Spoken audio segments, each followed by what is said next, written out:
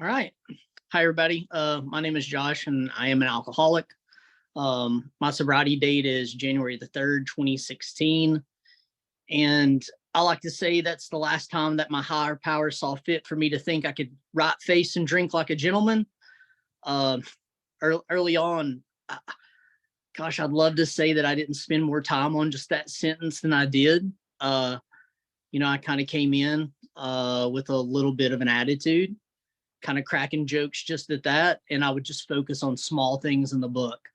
I wasn't really willing to look for anything of substance very early on. So I spent a lot of time. It's like, oh, what does it look like to be a gentleman?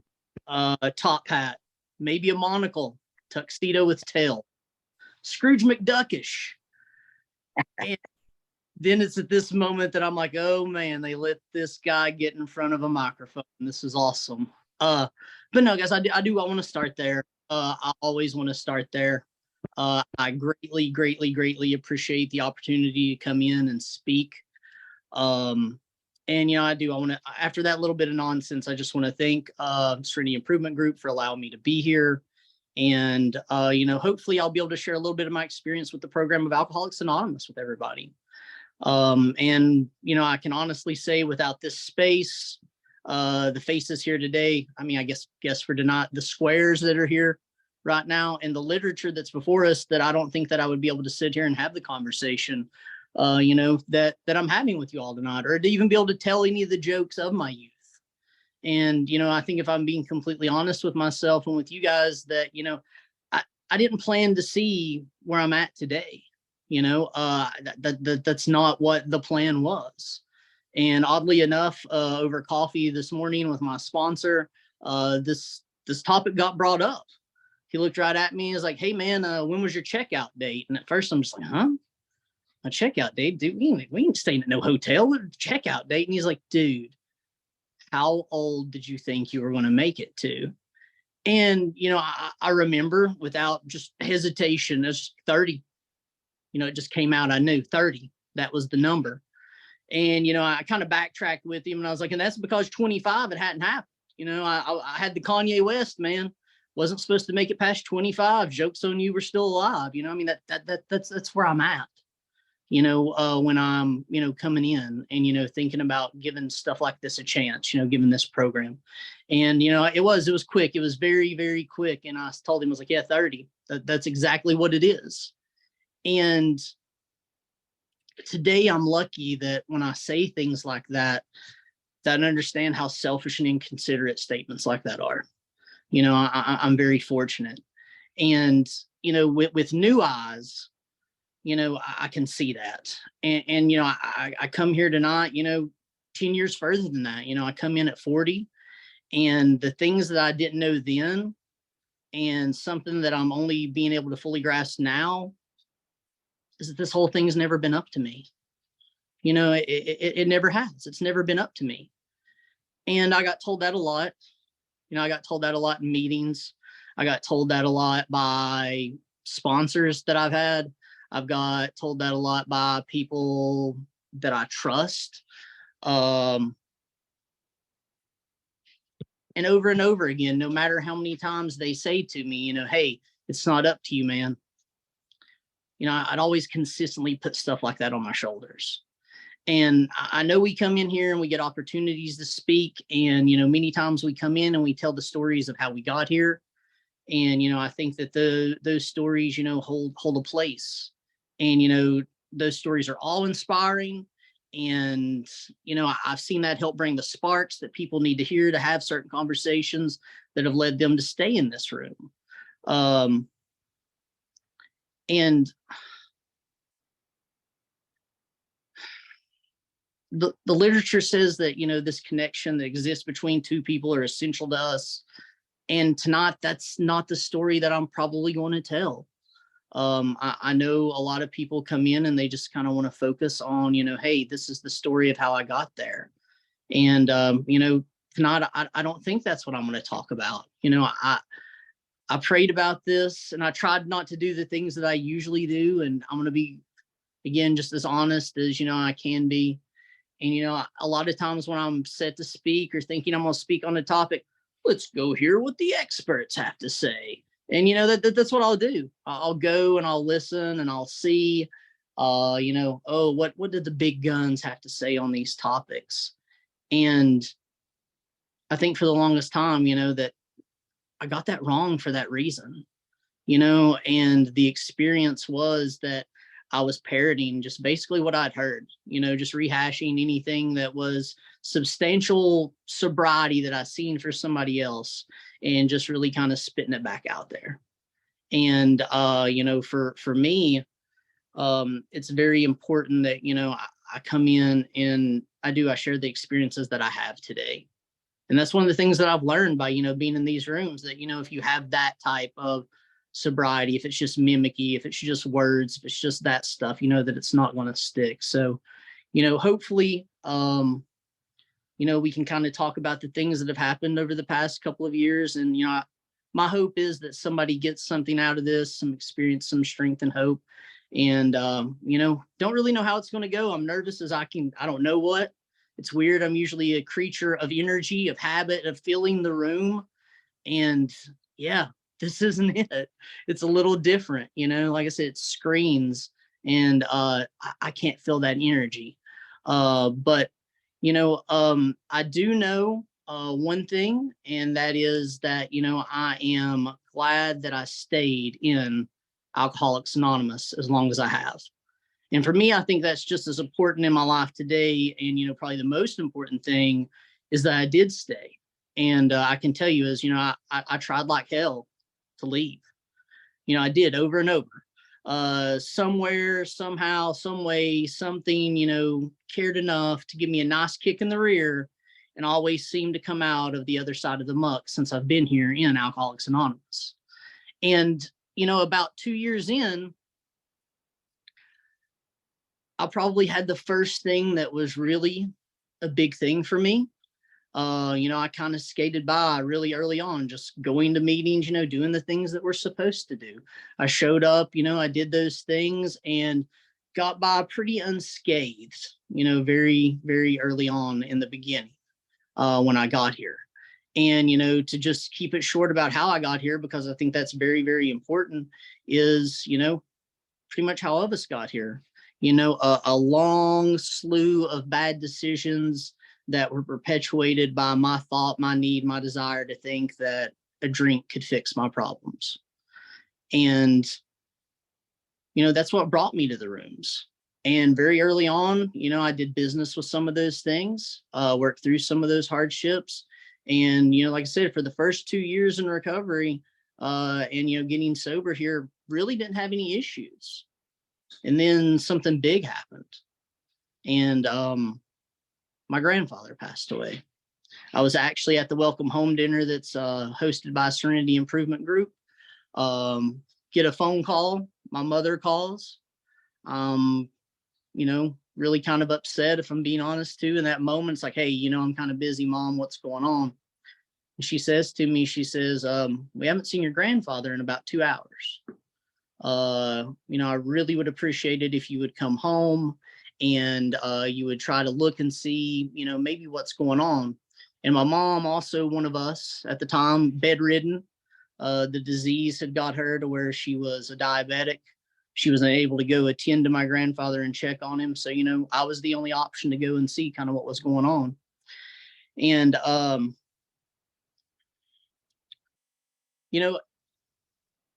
in that moment, I remember being angry that I had to go. I felt, like I needed to be where I was at. And, nonetheless, though, the tone in Mom's voice, really told me that, something was wrong. And probably that, I needed to get over there. I needed to get over to my grandmother's house. And when I took the turn onto Wilrose Circle, the circle, kind of the end of our street, I see just kind of how dire that need is. And I come upon a lawnmower that is toppled over and fell off an embankment. And, my grandfather unfortunately had passed, and I'd found my uncle, attending to him. And I remember, in that moment, I was so mad. I was mad at the program. I became mad at everything. I'm not equipped for this. I'm ill-equipped. The promises that we speak of, everything, just everything that happened, in that moment, I wasn't aware of. And I remember in that moment, again, just not wanting to even believe anything that this program had taught me over the 2 years of the things that I needed to do. I wanted to give the old one finger salute up to the sky.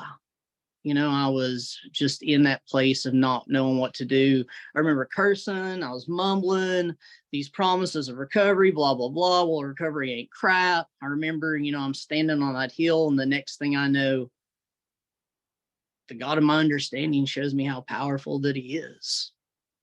I'm sitting there thinking, all the bad things that's ever went on, all the bad things that have ever happened. And, in a moment again, like some of the promises that were told in this program, come to light, because I look over my shoulder and my 3 best friends and my sponsor standing there, open arms, just, hey man, we're here for you. And in that moment, I remember, I'm sitting there, I'm just ready to give up, yeah, no, all this is worthless. None of this matters. This big thing happened, I'm done. I'm going to throw in the towel. And I just remember, just having support. And, the spirit of the universe put baby in the corner. I mean, that's what happened.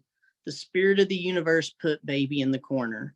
And what I don't tell you guys until now is that a month prior to this event happening, it's probably the lowest time that I've ever had, sober. I've quit working through steps. I've quit doing the work that I'm supposed to, and I'm miserable. The program isn't giving me what I want. I'm not getting the things out of it that I want. I'm not getting anything out of this that is of substance to me any longer. And I remember I'm sitting there and I call up a buddy. I was like, listen, dude, my sponsor's an idiot. It was his sponsor too. I was hoping, that he would kind of co-sign that. That he'd be like, yeah, dude, sponsor. Yeah, that's the problem. And I remember he told me very early on, he said, dude, you need to read the bedevilments. And I was like, yeah, I'm going to read the bedevilments, man. I'm going to. And I lied, and I said to him that I did. And I told him it was good stuff, because I wasn't mature enough early on to, really think that, I needed to work on things like this, so I did. I took the suggestion. I completely just bold-faced lied to the guy and said, yeah, oh, hey, man, you're right. That's the problems. I need to work on those. Yeah, the bedevilments. And, I took some of the suggestions that he gave me, though. And I knew that I needed to get more involved, and I knew that I needed to be going and having some meeting attendance, and I knew that I needed to get back into helping others, and I knew all of this stuff. And as a result of that, I wasn't completely miserable when my grandfather passed. I don't think without having those things prior, I don't think if that little nudge from my higher power hadn't came through, in those moments, that, I'd have done anything to start the process of, trying to live, the way we're supposed to, or principled, so to speak. And, I was still completely lost, but I knew at that time that I'd been shown some grace.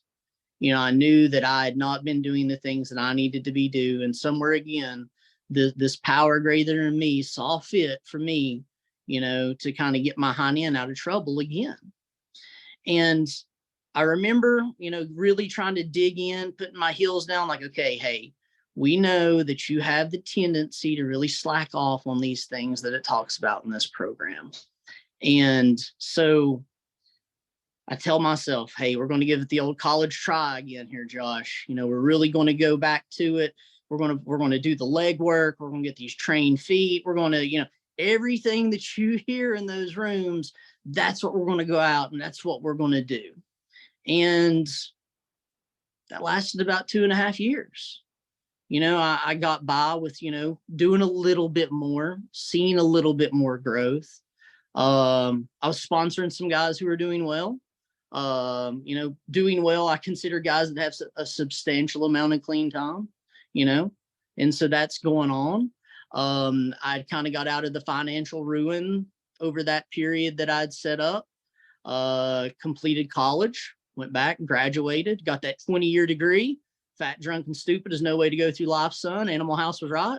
I mean, some things were changing. There was some aspects of the program that I was seeing growth in my life, and the marriage that I ruined had started being restored, but still, I was coasting on fumes. I was putting in the minimal work.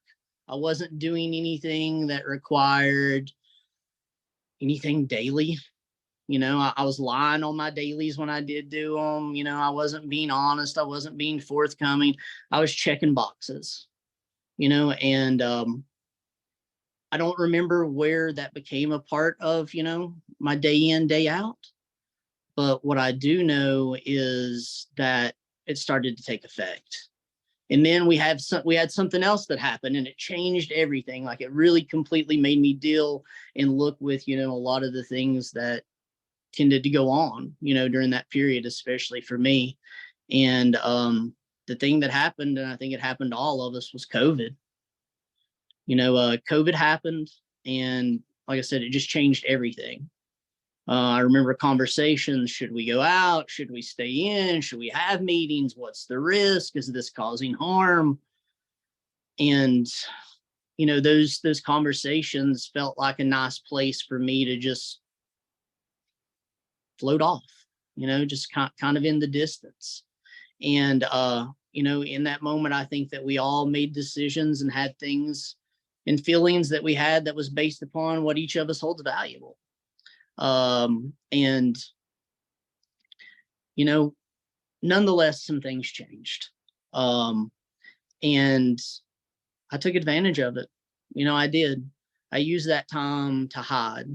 I used that time to isolate. I used that time to not have to do anything that I was supposed to. I used that time to where, I could use lip service and, things like this to hide, what was really going on with me.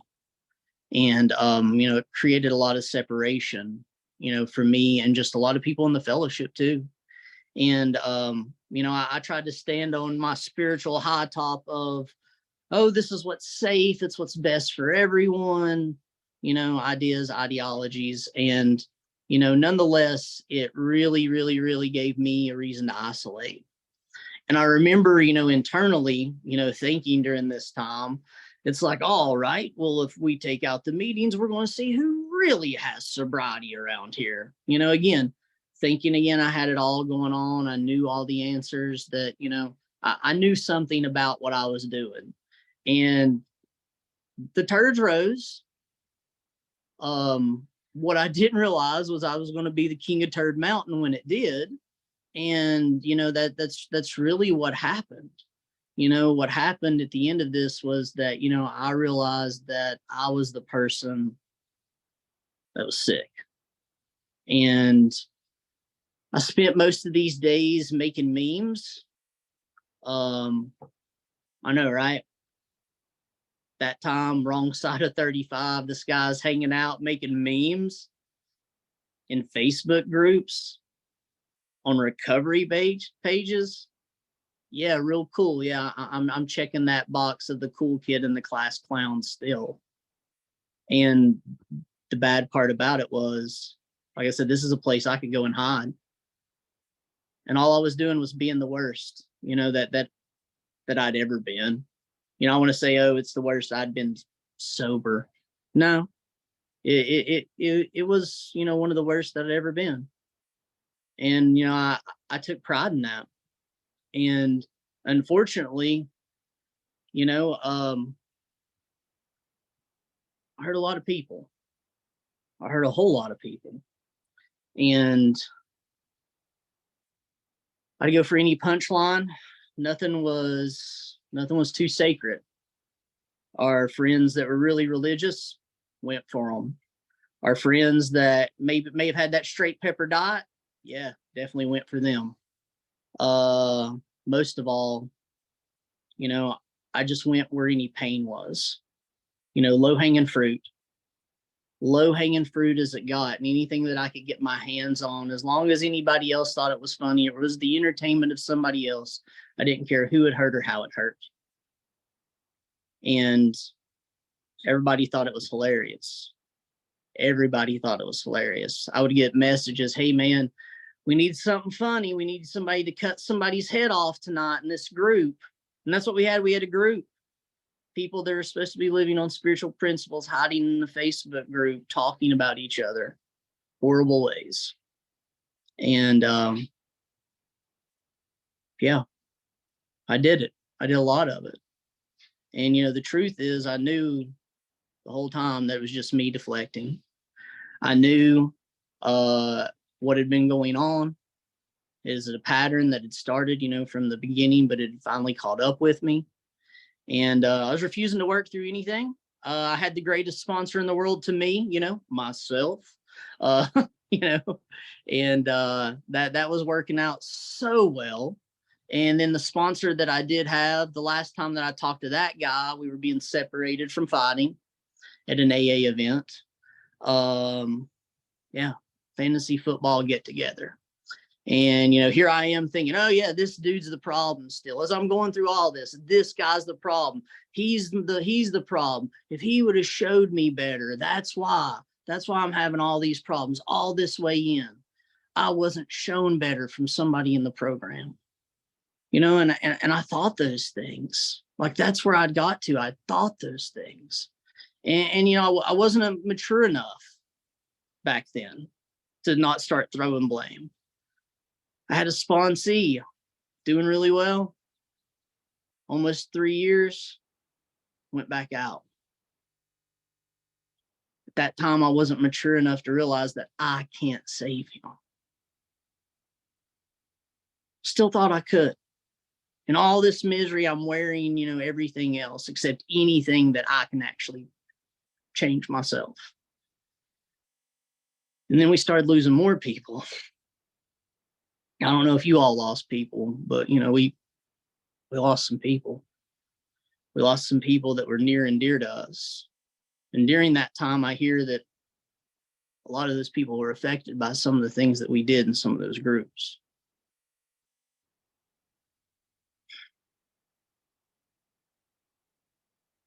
Yeah. And in the middle of all this, on top of that, I know some things about some people that are very close to me, that are secrets, that are hard to know in relationships with people that you love and care about. And I have to navigate that. And the whole time I'm mad because this person's drinking. And I know. And I guess mad's the wrong word, because I'm not mad. I'm jealous. I am jealous as shit. I am jealous because I can't drink. Or because I'm not letting myself. You know, I've gotten to that point again to where I've now got to where I'm thinking that having a drink may be a good option. And I'm mature enough to handle the situation with my friend without ruining any of those relationships. And I can tell you today, the only reason I am is because I just shut up.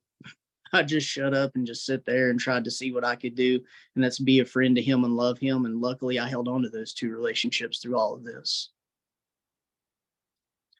But most of all, the reason I want to help and support this friend is because I'm afraid of what happens to him. What am I going to do if this guy can't do it? If this guy can't do it, then I can't do it because he's doing better than I am. You know, so even in trying to be a good friend, it's selfish in nature. And if anything, all that does is it just makes me bitter. Bitter the whole time, jealous the whole time. Why do they get a drink and I don't? Why can't I do that? And somehow, man, I do not know. But if ego is a defense, that is the only thing I can think of in that moment, because I'm lost and I'm ready to put that pain somewhere, and ego would not let me take a drink because I was afraid of what the people may think of me. Because I work in recovery. I see these people on a daily basis. I'm one of the people that tries to encourage people to do things different. What are they going to think? And it's purely ego. And in that moment, about to lose it, not knowing what to do, I do what I always do. I went back to the keyboard. I went for that low hanging fruit once again. And I went and I attacked some more people for pain, because even in the moments when I knew I need to change and I need to feel things, I don't ever want to work through them. I don't. I don't have the ability when it's that dark to, really want to focus on the things that need to be right. And I wasn't mature. I wasn't prepared.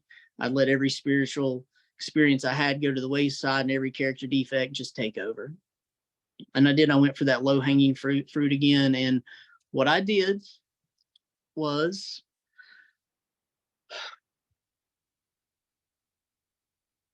I made a statement about a female in recovery.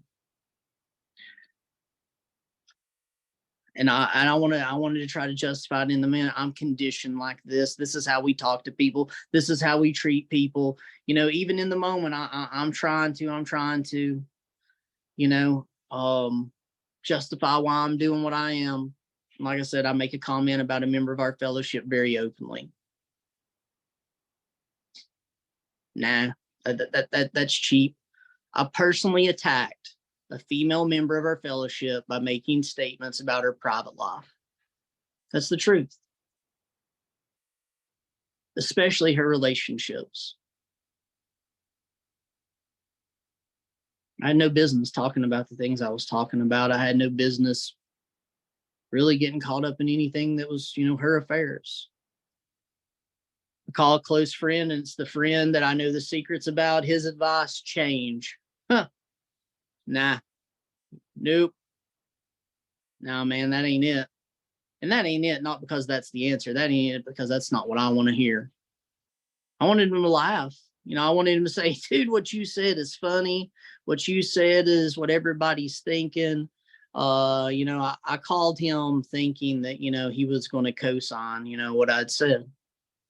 And he said to me very plainly, very clearly, this is the third time we've come to a situation like this, and God has shown you grace. How much longer are you going to just piss in his face? Didn't know how to handle that, especially from a friend, and deep down, all I'm thinking is, oh, all the stuff that I know. I still, had no clue that I needed to look, inward. Didn't get it. I think I knew. I think I was terrified, to really try. But he said to me something that, stuck out, and something that seemed like, probably the right thing, the right idea. And he said to me, he goes, have you thought about how this affects her? No, I haven't. I haven't thought about how this affects her at all. And he goes, you didn't think by saying what you said that she was going to react? Well, I thought it was funny, and it was the truth. And he goes, your truth. Your truth. What you think is funny. Not everybody's like us. Us. Again, trying to, take it apart. So he makes the suggestion, I think you ought to ask her. And, at that point, I, not knowing what else to do, I reach out to the person that, I had hurt, not once, not twice, not 3 times, not 4 times. Somebody that I know that I've at least openly done this exact same thing to on 7 occasions prior. And I reach out and I draft what I consider a great text message. It's all there, what I've done, the facts, and pretty much just throw it out there for the first time. I don't ever even think I've done a 6th or 7th step. Took a lot for me to say that, standing at 5 years sober. I don't think I've ever really done a 6 and 7, honestly. And all that came out, I did not know what to expect by that conversation with her. And to no surprise, her answer was, I get it, but I don't. You shouldn't be hurting people so openly this far along in your sobriety, Josh. And right now, there's nothing else I can say. And, I had to take that one on the chin. I had to really, really absorb that. And it's because I knew she was right.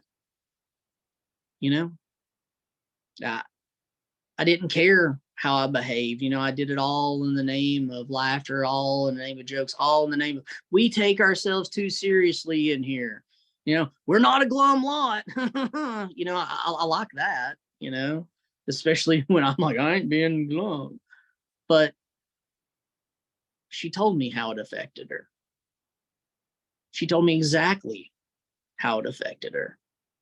She told me the things that it made her rehash. She told me the things that it preyed upon her insecurities. She had the heart to be vulnerable with me.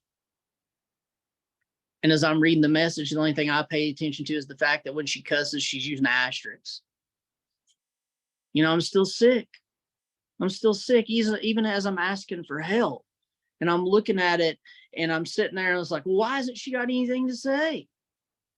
And again, it was just crickets. And I remember I take a long, hard look at that phone, and I'll look at that phone about every 5 minutes for the next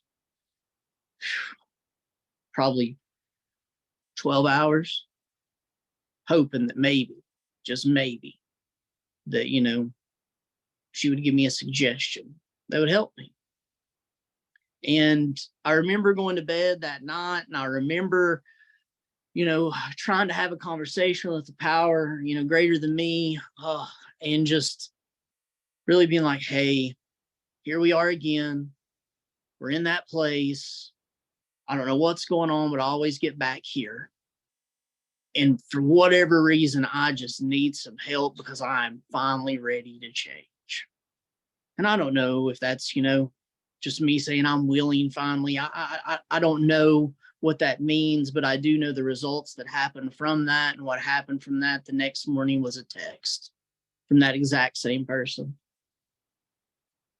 She said to me, Josh, do you really want to change? And I was honest with my answer. And it was more than anything, but I don't know how. And,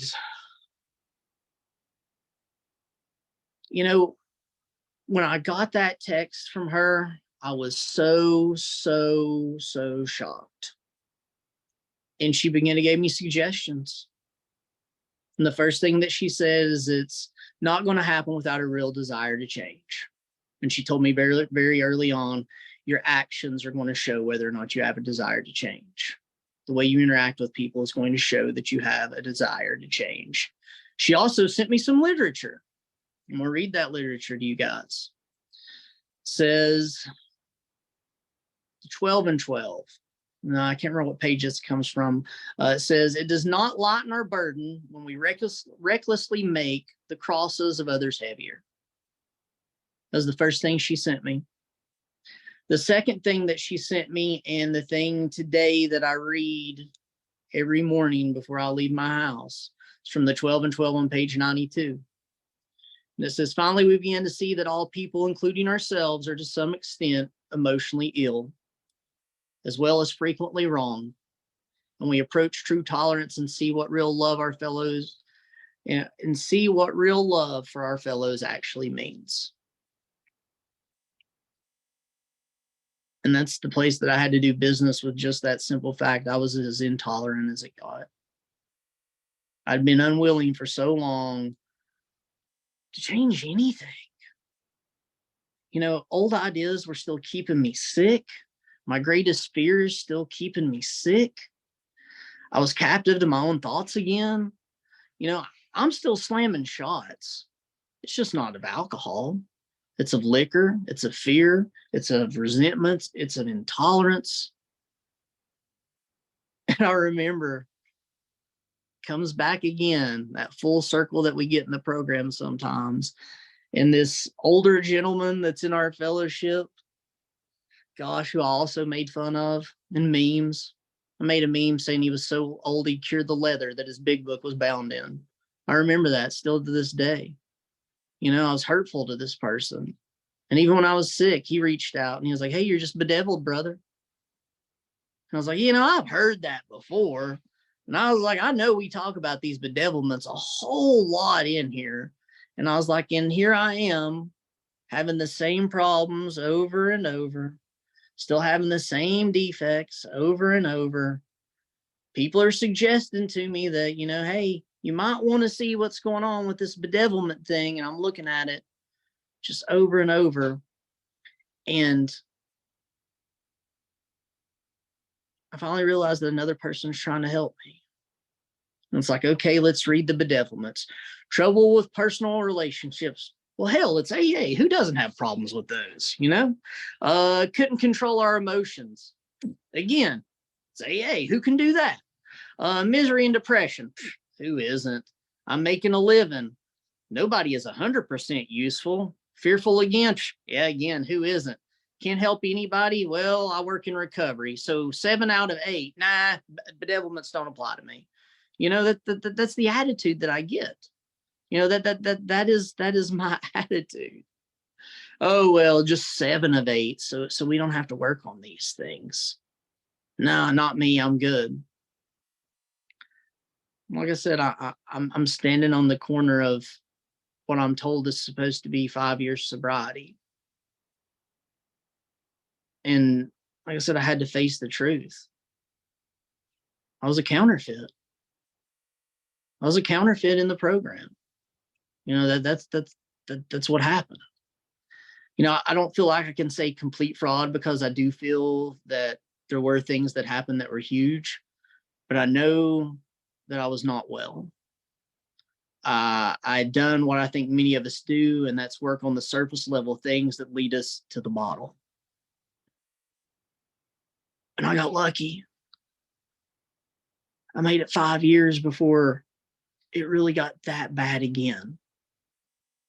But what I knew then is if I didn't change, I wasn't going to make it another 6 months. I wasn't. I was just as desperate then as I was the first time that I walked into a room and said, my name is Josh, I'm an alcoholic. I got there again, sober, because I was unwilling to work on spiritual matters. I was unwilling to practice these principles in all of our affairs, and I was unwilling to just love on anybody but myself.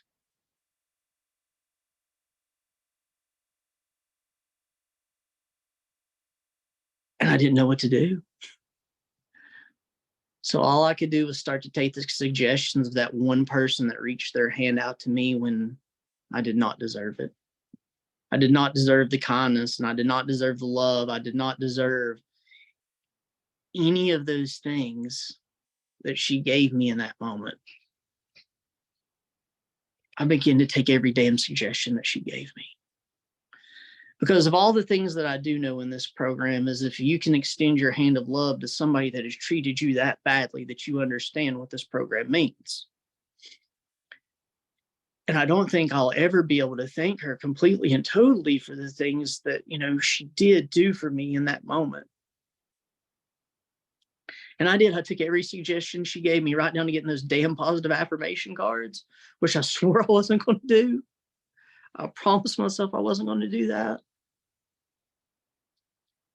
And then every issue that had come back up then quickly started to diminish again. The job that I thought was not sustainable was. What's the problem? Yeah, like a Taylor Swift song. It's me. Ha, I'm the problem. It's me. How was the problem at work? The friendships that had become rocky, the people that I thought had alienated me, again, what was the issue? The issue is me. I'm the problem. As much as I want them to love and tolerate me and be accepting of my beliefs, I don't want to give them the benefit of any doubt or support anything that they do. I had to see that. I had to see new eyes. I had to have new ideas. Again, the old eyes continued to make me sick. And those were mended, those friendships, because of honesty and openness and because of the standards that I started to incorporate in my life again. And I accepted them and I loved them. I learned how to be a dad, to connect with my kids on a different level that I never have, things that I couldn't previously imagine. You know, most of the time I was spending my day battling, I guess, what we call the spiritual malady, the emotions, the things that come up through the day, the things. And for the longest time, I really felt like, and I even said this, that I hadn't done 6 and 7 for years. And luckily, not too long ago, I seemed to get a new perspective on this.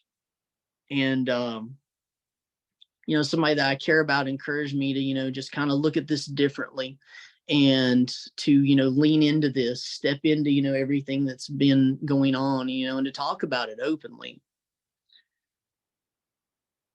And he said, Josh, maybe you just weren't entirely ready. Okay. And he said, you can look at it as number one, you've been given another chance and the sun is shone on you favorably today. It's like, dude, that sounds a little too frou-frou for me. And he's like, I imagine it would be. And he said, number two, maybe you're just now getting to the willing part on these and you got a little humility in your conversations with your higher power now. I liked that one. And then finally he said, or maybe three, somewhere out there, someone cares enough to mold you into the person you're meant to be, and you need to get out of its way.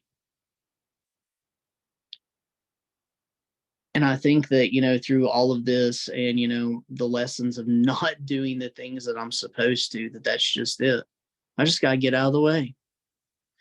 And through all of this, I believe that is true, that the only thing I can do is remember two things. And that is the two things that I always go back to, and it's in our literature. And if I just focus on these, and if I remember these things, and if I can, just know that this is still true, that, if I just trust in this power greater than me, that, I can have success throughout the day. And for me, the greatest thing, that I've learned are these two things. And it's one, and this again comes from our literature.